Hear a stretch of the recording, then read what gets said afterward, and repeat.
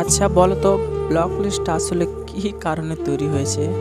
আচ্ছা আমি বলি, ব্লক লিস্ট তৈরি হয়েছে কোনো অপরিচিত মানুষ, অপরিচিত মানুষ বুঝতে পারলেন? যাকে আপনি হয়তো চেনেন না, জানেন না, তাদের জন্য। কোনো অজানা মানুষ যে তোমাকে বিরক্ত করবে বা বিরক্ত করছে, তাদের জন্য ব্লক লিস্ট তৈরি হয়েছে। বা স্ক্যামের জন্য, যে যারা সব ফোনপে, পেটিএম অনেক কিছু স্ক্যাম করে, বা তাদের জন্য।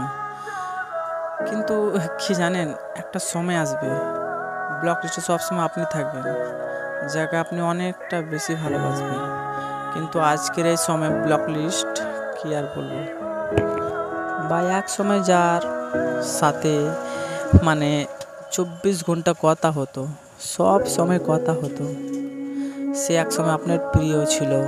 বা এমনও হতে পারে যে আপনি কার হয়তো প্রিয় ছিলেন, কিন্তু এইসব পুরনো প্রিয় মানুষদের কাছে এখন আপনি ব্লক লিস্ট অ্যাড হয়ে আছেন। একটু কথা কাটাকাটি, ব্লক লিস্ট, একটু ঝগড়া, ব্লক লিস্ট, আমি তোমার সাথে থাকতে চাই না, ব্লক লিস্ট, আমার তোমাকে একটুও ভালো লাগে না, ব্লক লিস্ট, আমি তোমার সাথে কথা বলতে চাই না, ব্লক লিস্ট, আমি তোমার সাথে কোনোদিন কোনো রকম কথাই বলতে চাই না, ব্লক লিস্ট, তুমি আমার পছন্দ না, ব্লক লিস্ট। আচ্ছা একটা কথা বলে দিই আমি, আপনি একটু যখন কাউকে একটু মন থেকে ভালোবেসে ফেলবেন, তখনই দেখবেন সে আপনাকে ব্লক লিস্টে অ্যাড করে দেবে।